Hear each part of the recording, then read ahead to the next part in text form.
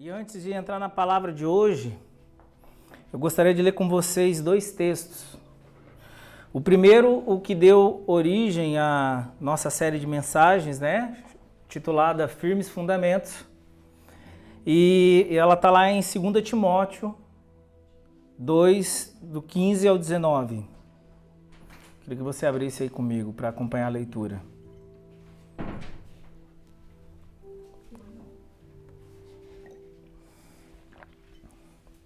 Segunda Timóteo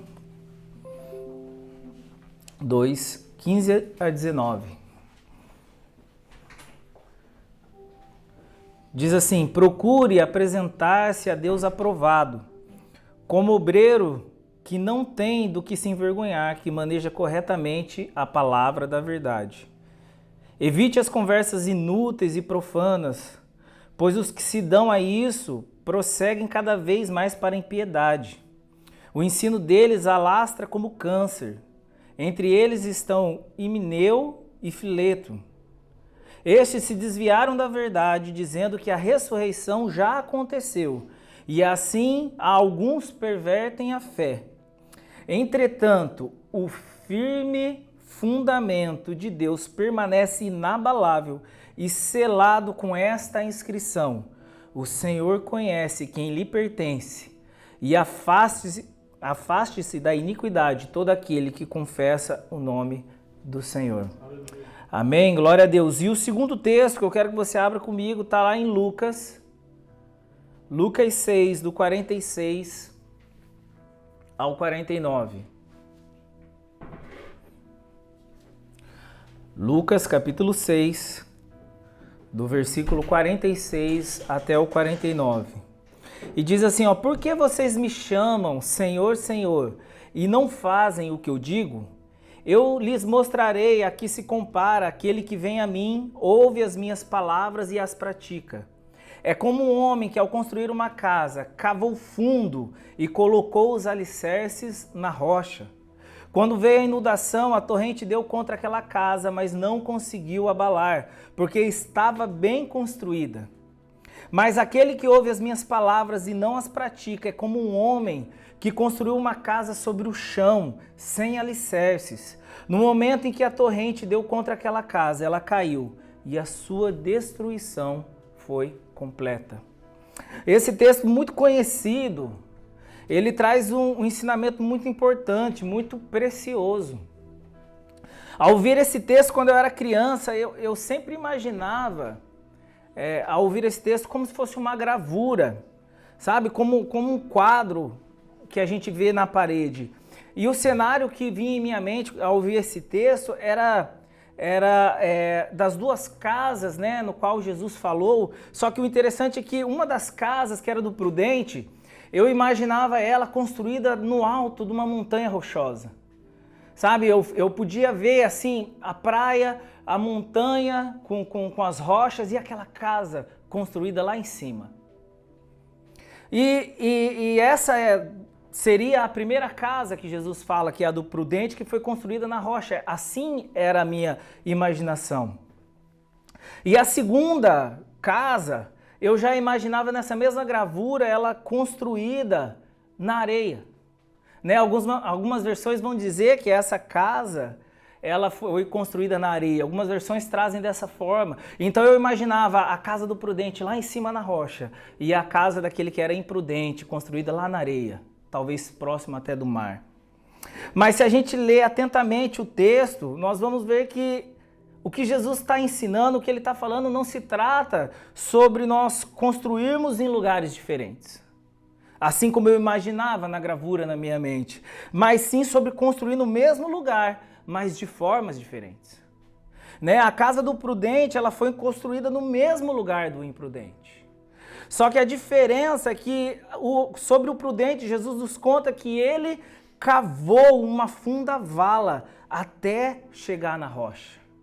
E quando ele chegou na rocha, ele cavou lá, ele fincou lá os fundamentos da sua casa. Lá ele colocou a fundação da sua casa. E é sobre isso que se trata essa série de mensagens que nós começamos semana passada. O Gui começou ministrando a gente. É sobre isso. Nós, por 7 semanas, né, e essa é a segunda, nós estaremos cavando um buraco profundo, sabe? Uma funda vala para que nós possamos estabelecer os nossos fundamentos na rocha, que é Jesus. Amém? Vocês estão comigo? Amém. E agora eu queria entrar propriamente no texto a respeito do tema de hoje. Queria que você abrisse lá em 1 Pedro, capítulo 2, os versículos 9 e 10.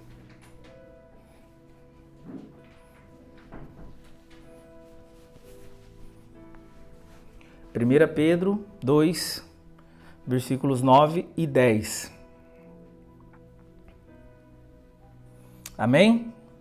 Todos acharam? Mas vós sois a geração eleita, o sacerdócio real, a nação santa, o povo adquirido, para que anuncieis as grandezas daquele que vos chamou das trevas para a sua maravilhosa luz. Né? Outras versões, ao invés de povo adquirido, por exemplo, a versão King James vai dizer povo de propriedade exclusiva de Deus. Né? E para efeito didático, eu gostaria que a gente começasse falando todos juntos uma frase que é o título da mensagem de hoje. Eu queria que você repetisse após mim, todos juntos. Diga assim: eu tenho um dono. Eu tenho um dono. Amém. Diga mais uma vez, mais forte: eu tenho um dono. Eu tenho um dono. Amém. Glória a Deus. E hoje nós vamos tratar de um fundamento que é a espinha dorsal da revelação bíblica, que é a redenção. E eu quero que você repare comigo no que Pedro ele está dizendo nesse texto, né? Como ele se refere ao que ele se declara ser, englobando também todos os demais que aceitam Jesus e decidem segui-lo. Ele fala a respeito de uma eleição, né? Uma escolha de Deus a respeito de nós. Então ele nos chama de raça eleita. Né? Ele também fala sobre o desejo de relacionamento de Deus com o homem. Então ele nos chama de sacerdócio real, né? Aqueles que ministrariam ao Senhor, aos santos e ao mundo em nome do Rei. Diz sobre uma separação desse povo para Deus, ele diz nação santa. Né? E por que separação? Porque a melhor definição de santidade é justamente separação. Mas ele ainda traz uma outra definição. Ele diz povo adquirido, né? Propriedade exclusiva de Deus. Mas o que isso significa? O que significa quando o texto diz propriedade exclusiva de Deus? E eu vou te responder que significa o que realmente está dizendo.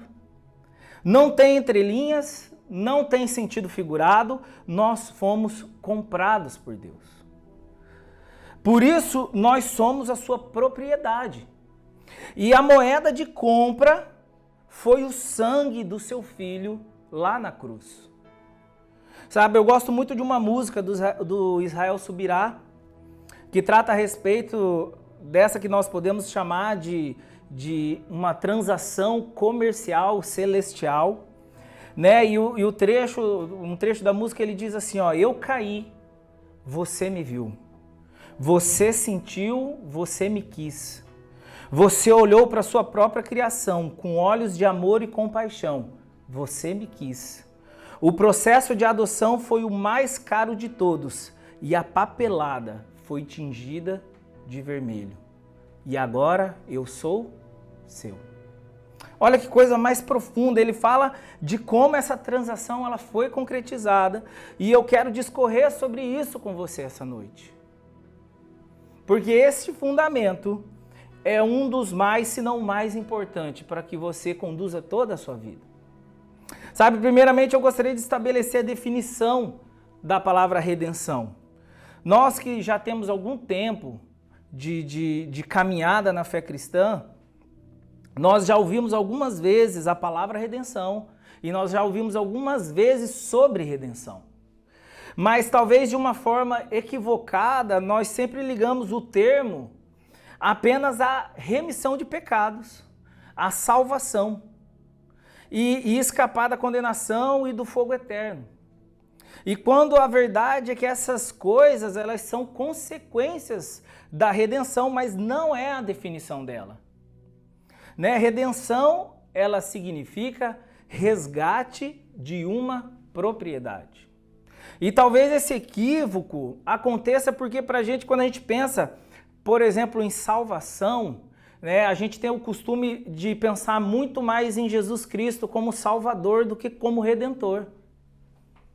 Né, vocês vão lembrar lá da estátua no Rio de Janeiro, muito conhecida, que é Cristo Redentor. Mas o Cristo que é Redentor, ele não é apenas Salvador. Né? Então, quando a gente pensa em Jesus Cristo como Redentor, logo vem à nossa cabeça o Salvador. E por que talvez a gente pense isso? Porque para a gente é muito mais fácil, talvez, pensar em Jesus apenas como Salvador. Simplesmente porque eu e você, talvez, eu não sei se você, assim como eu, aprontava um pouco na infância, mas eu já fui salvo muitas vezes. Né? No plano físico, terreno, eu já fui salvo muitas vezes. Eu tenho uma cicatriz aqui no meu pescoço, talvez não possa ver agora, você não consiga ver agora por causa da barba. Mas quando eu tinha meses, assim, menos de um ano, mas eu já estava engateando, a minha mãe... naquele tempo a gente fazia muita compra que o mercado entregava, sabe? Vinha com aquelas caixas mesmo do supermercado. Até hoje eles fazem isso, mas naquela época era muito mais comum. Então a minha mãe recebeu uma compra e né, junto dessa compra tinha aquelas garrafas de vidro de coca, que há pouco tempo até voltaram, né? Mas a gente ficou um tempo aí só com a PET ou com aquela retornável. E eu ainda estava engateando, eu não tinha aprendido a andar ainda, mas eu, muito solícito, eu vi que chegou a compra e decidi ajudar minha mãe. E até então eu estava mexendo assim, em coisas inofensivas naquela caixa de mercado e a minha mãe pegando as coisas, tentando carregar, mas eu tive a feliz ideia de pegar aquela garrafa de Coca-Cola. E a minha mãe conta que eu peguei aquela garrafa, mas obviamente, como ela era muito pesada, o que aconteceu? Ela caiu. E quando ela caiu, ela estourou. E não é que um caco de vidro veio do meu pescoço? E eu era um bebezinho, aquele caco de vidro veio no meu pescoço, cortou, começou obviamente a sair sangue. E a minha mãe fez o que qualquer mãe faria, né? Que é o quê? Desmaiar. Ela desmaiou, mas antes dela desmaiar, ela gritou. E então veio a minha salvadora, que foi a nossa vizinha, que inclusive volta e meia ela ajudava a cuidar de mim ainda bebê para minha mãe. E ela veio, ela socorreu, enfim, ligaram para o resgate e tal. O corte era superficial, né? Mas realmente saiu muito sangue, mas para a glória de Deus não foi nada demais. Só que a minha mãe desmaiou, outra pessoa veio e me socorreu, é muito fácil a gente entender isso. Quando eu tinha mais ou menos uns 6, acho que 7 para 8 anos de idade, eu fui visitar o garimpo com meu tio. E eu não sei se vocês conhecem garimpo, ele tinha um garimpo de ouro e de diamante. E eles colocam uma draga, né, que é um aparelho que retira, junto com água, vai retirando areia, jogando para outro lugar. E, enfim, aí os mineradores lá, os garimpeiros, eles pegam uma peneira e, enfim, vão peneirando aquilo. E eles conseguem identificar se tem algum material, alguma pedra preciosa. Acontece que o expurgo dessa areia vai para um outro lugar que começa a formar uma poça, assim. Uma poça. Na verdade, um grande rio de areia. Só que areia movediça. Só que ela fica compacta, você não consegue perceber. E teve um dia que eu estava passeando por lá e eu decidi pular de um barranco num outro piso um pouco mais baixo. Só que, para o meu azar, qual que era a areia que estava lá embaixo? Aquela areia lá do expurgo da draga. O que aconteceu? Me afundei. E quanto mais eu me mexia, mais eu afundava, né? A famosa areia movediça que a gente escuta falar. Né? Eu lembro que eu estava de chinelo havaianas assim e o chinelo nem voltou. Mas graças a Deus eu comecei a gritar. Então meu tio foi lá, eu estava um pouco distante, eu não lembro direito, mas acho que ele jogou um galho e daí ele foi me puxando. Então naquele momento, o meu tio foi o meu salvador. Né? Eu poderia ter morrido afogado na areia. Olha só que terrível. Quando eu tinha 16 anos, eu inventei de bicicleta buscar algumas coisas para minha mãe. E, enfim, eu estava na volta pedalando, tomando uma Pepsi Twist. E quando eu cruzei uma das ruas voltando para casa, eu fui atropelado por um Voyage. E Voyage daqueles antiguinhos é ferro. Não é essa lataria de hoje não, é ferro com força. Né? E eu lembro que eu levantei do chão, um pouco atordoado depois da batida, eu dei 2 giros no ar. E eu caí ali, estava ensanguentado, cortado, eu levantei assim, porque meu corpo ainda estava amortecido, quando veio a dor eu caí no chão. Mas as pessoas que estavam lá próximas, as pessoas do comércio ali, da região, eles me viram. E eles foram lá, me socorreram, o dia estava ensolarado, era véspera de Natal. Eles botaram até uma sombrinha para me proteger do sol e ligaram para o SEAT, enfim. Naquele dia essas pessoas foram minhas salvadoras. Sabe, mas Jesus, diferente disso que a gente começa, que a gente acaba entendendo, né, ele como quem nos redimiu, né, a redenção a gente acaba vendo de uma forma muito só salvadora, mas não é isso que significa. Né? E para entender melhor o que isso significa de verdade no panorama bíblico, nós precisamos voltar à lei de Moisés, a lei que o próprio Deus entregou para Moisés e que também, além de ser a palavra de Deus, era a constituição daquele povo. Redenção era um assunto muito comum entre o povo hebreu e ao contrário bem ao contrário da realidade em nossos dias.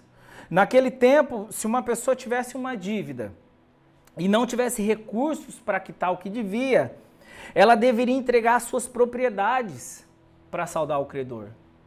Né? E aqui fica até um parênteses a respeito disso, porque às vezes a gente tem dívida com alguém, mas se a gente tem algum bem, a gente pode vender e pagar.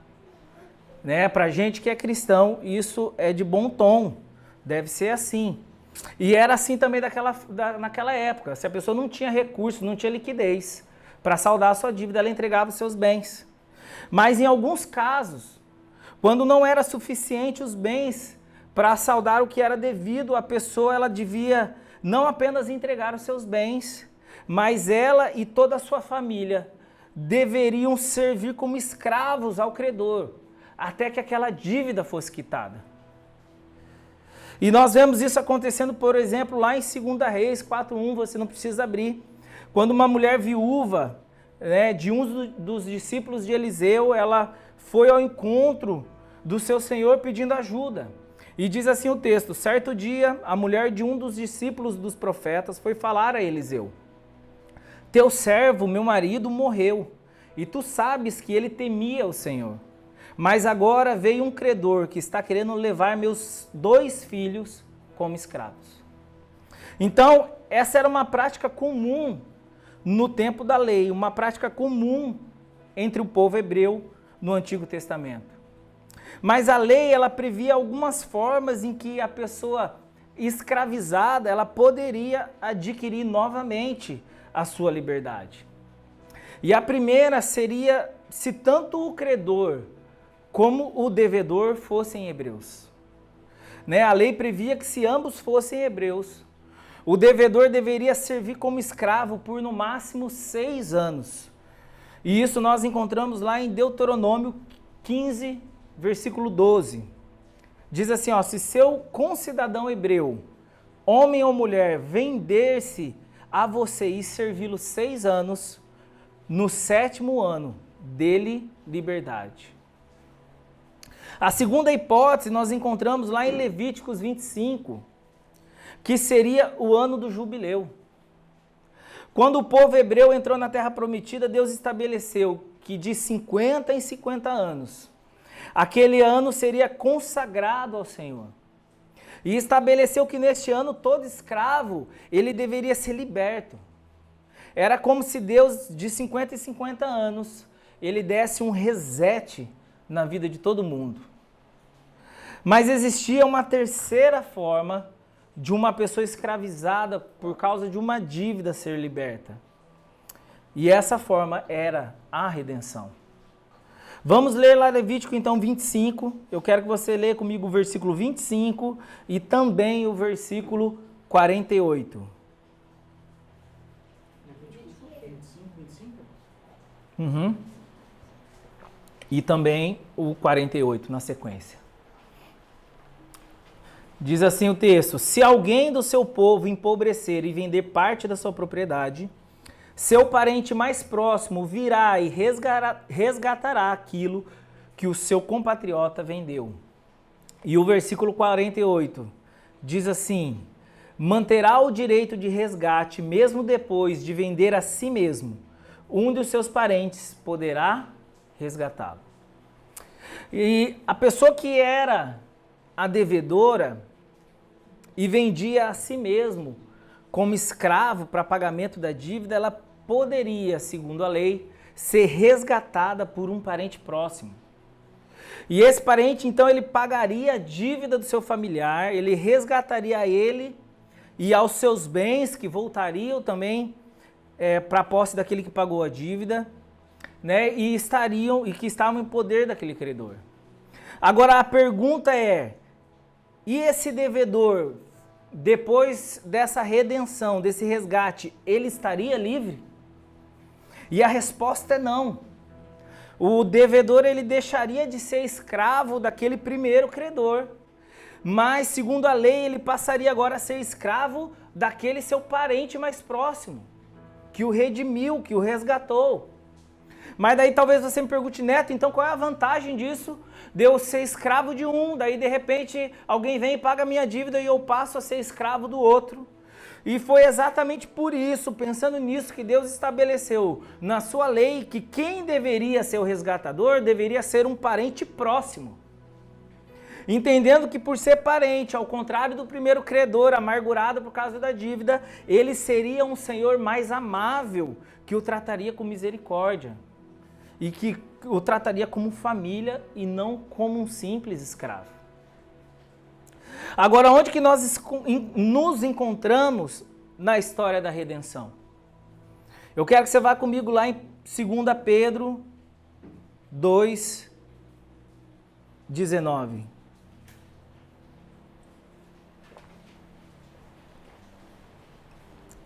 Segunda de Pedro, capítulo 2, versículo 19. Prometendo-lhes liberdade, eles mesmos são escravos da corrupção, pois o homem é escravo daquilo que o domina. Perdão. Quando nós vamos lá para Gênesis 2, nós vemos a história da queda do homem. Os primeiros capítulos de Gênesis. A palavra de Deus diz que foi dada uma ordem ao homem, né? Coma livremente de qualquer árvore do jardim, mas da árvore do conhecimento do bem e do mal não comam, sequer chegue perto dela, pois no dia que vocês fizerem isso, certamente vocês morrerão. Só que você conhece a história, Eva, ela foi seduzida pela serpente, com um desejo no coração de ser igual a Deus. Ela deu também de comer ao seu marido Adão, e então ambos pecaram e o pecado entrou no mundo. E esse é o relato de como o homem foi vencido pelo pecado. E quando isso aconteceu, assim como diz Pedro, nesse texto que nós acabamos de ler, o homem passou a ser escravo do pecado. Nós passamos a ser escravo do pecado desde Adão. Porque o homem se torna escravo daquilo que o domina. E nós passamos a ser dominados pelo pecado. Em Salmos 49, versículo 7 e 8, você não precisa abrir. Salmos 49, 7 e 8 diz assim: mas não são capazes de se redimir da morte e pagar um resgate a Deus.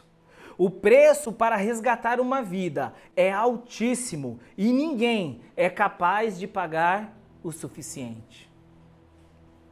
Quando o homem pecou, ele se tornou incapaz de pagar a sua própria dívida. E por isso foi necessário que um semelhante fosse levantado para pagar a dívida. Foi por isso que Jesus, ele se fez homem, veio como um semelhante e se entregou. Ele se entregou a si mesmo para pagamento da nossa dívida com o mal, com o pecado. Colossenses 2,14 diz que ele cancelou a escrita de dívida que consistia em ordenanças e que nos era contrária. E diz ainda assim, ele a removeu, pregando-a na cruz. O que Jesus fez foi pegar a nossa nota promissória e ele falar assim, ó, deixa que eu pago essa conta. E então ele foi lá, morreu por nós, derramou o seu sangue, o seu puro sangue e pregou a nossa promissória na cruz. E a nossa dívida foi quitada, foi paga. A Bíblia diz que com seu sangue Jesus nos comprou e que o nosso escrito de dívida, a nossa dívida ele pagou na cruz. Efésios 1,7 diz que nele temos a redenção por meio de seu sangue, o perdão dos pecados de acordo com as riquezas da graça de Deus. E Colossenses 1,13 diz que ele nos tirou da potestade das trevas e nos transportou para o reino do Filho do seu amor. E como que Jesus fez isso? Ele nos tirou das potestades das trevas e nos transportou para o reino do Filho do seu amor. Como que ele fez isso? Pagando a nossa dívida com seu sangue. Ele nos tirou da condição de servos do pecado e ele nos resgatou, trazendo para onde? Para o seu reino.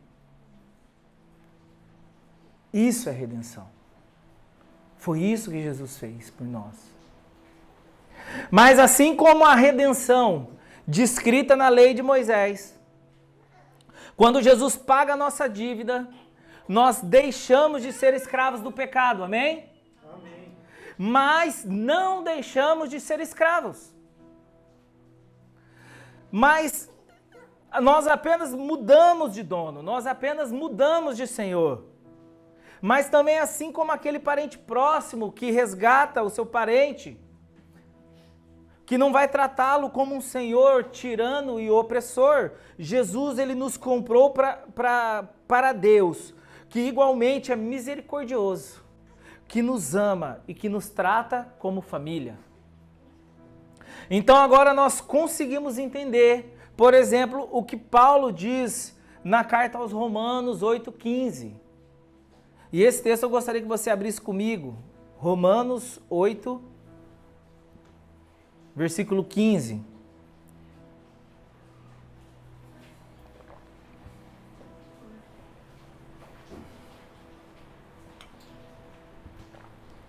Diz assim o texto: pois vocês não receberam um espírito que os escravize novamente, para novamente temer, mas receberam o Espírito que os adota como filhos, por meio do qual clamamos, Abba, Pai. Olha que coisa maravilhosa que ele está dizendo, pois vocês não receberam um Espírito que os escravize para novamente temer. Quando ele veio e nos resgata, é exatamente isso que ele está dizendo, ó, pois vocês não receberam um Espírito que vai te escravizar novamente, vocês não precisam temer, mas vocês receberam um Espírito que os resgatou, mas que agora os adota, os faz como filho, no qual nós podemos clamar, Abba, Pai.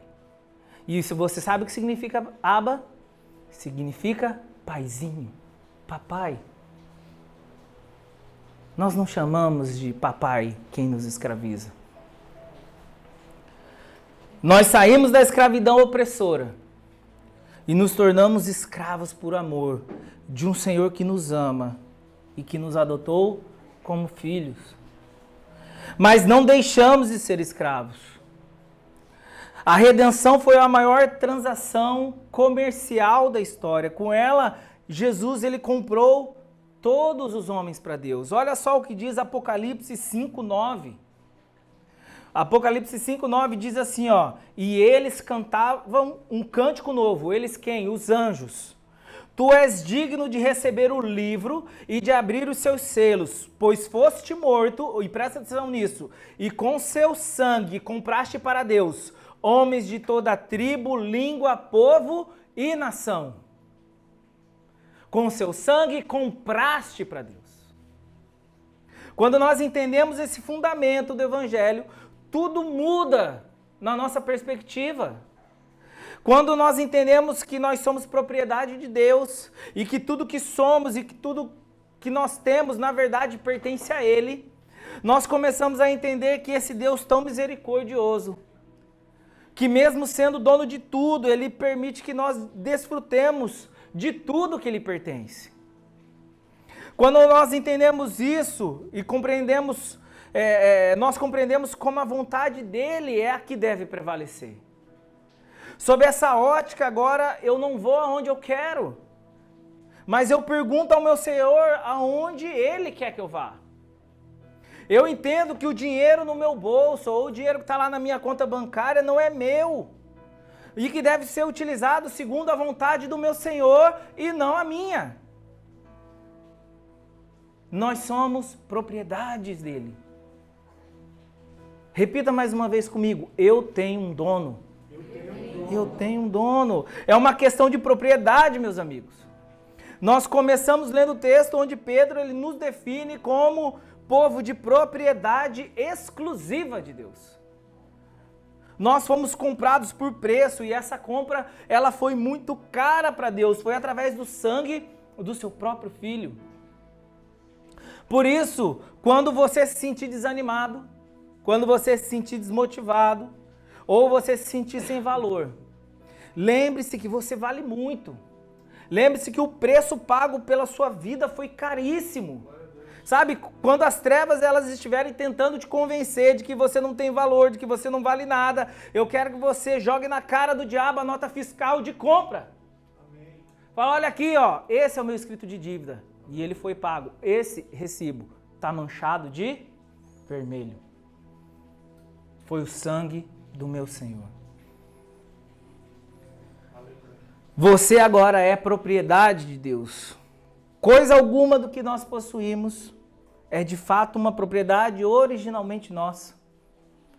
Nem mesmo o nosso corpo é nossa propriedade. Olha só, observe o que Paulo diz lá em 1 Coríntios, capítulo 6, versículo 18 a 20.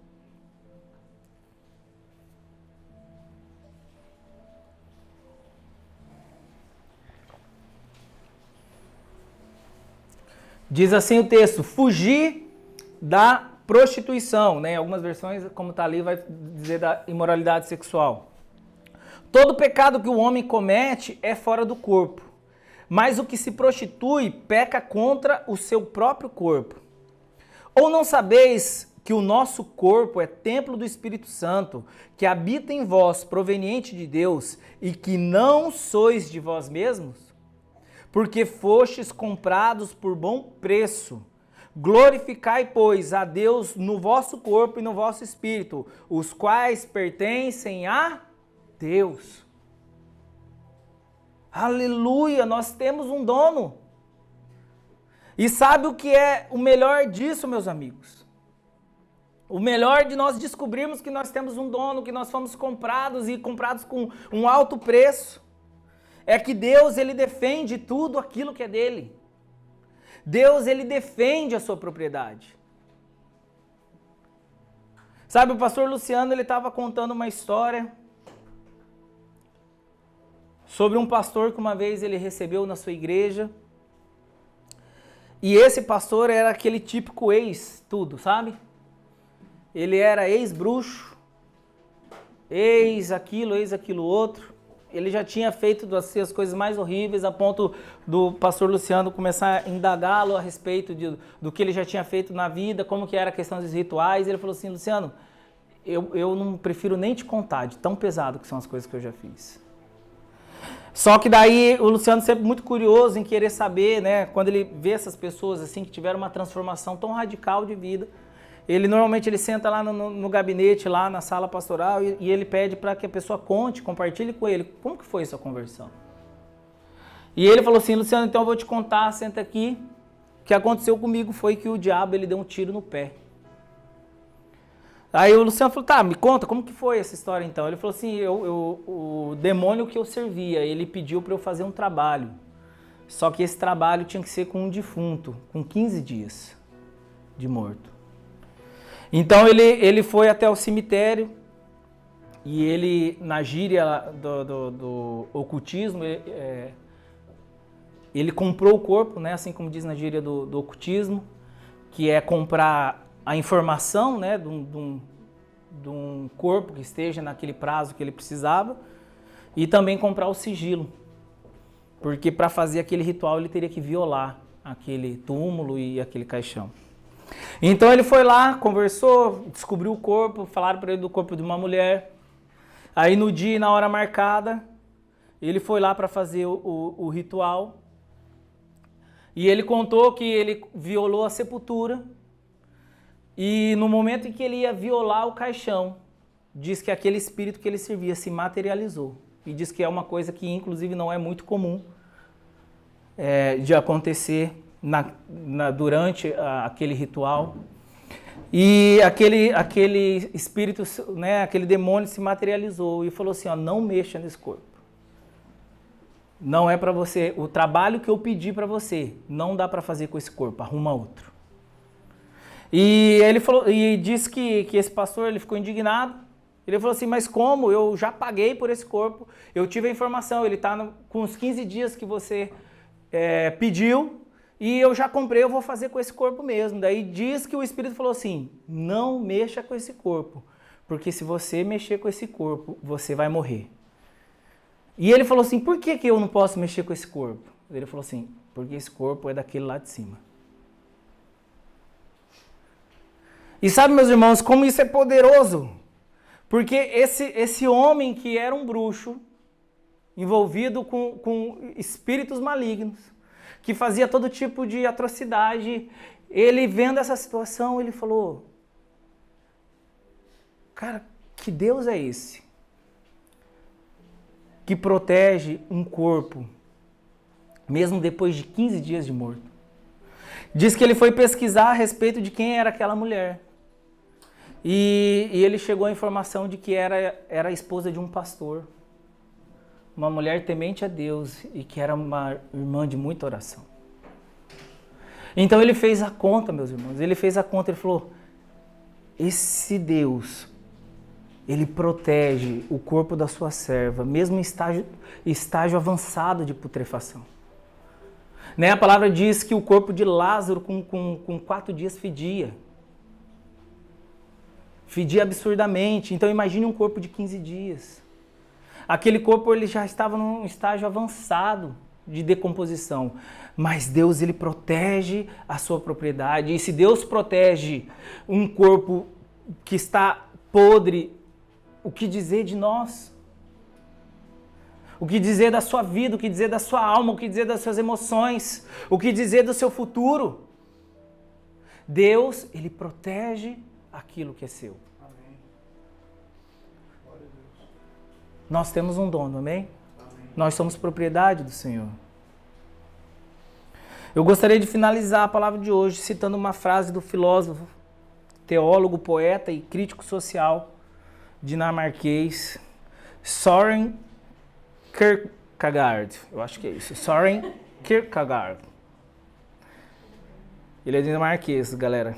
O dinamarquês melhorou da semana passada. Né? Søren Kierkegaard. Semana passada não estava tão fluente. Não, e eu tive que pôr no forvo para fazer a pronúncia, para descobrir a pronúncia. A gente pode chamar ele só de Søren, que fica mais íntimo. Diz assim, ó, o importante é saber o que Deus quer de mim, o que Ele quer que eu faça, a razão pelo qual eu devo viver e que eu devo morrer. Aleluia.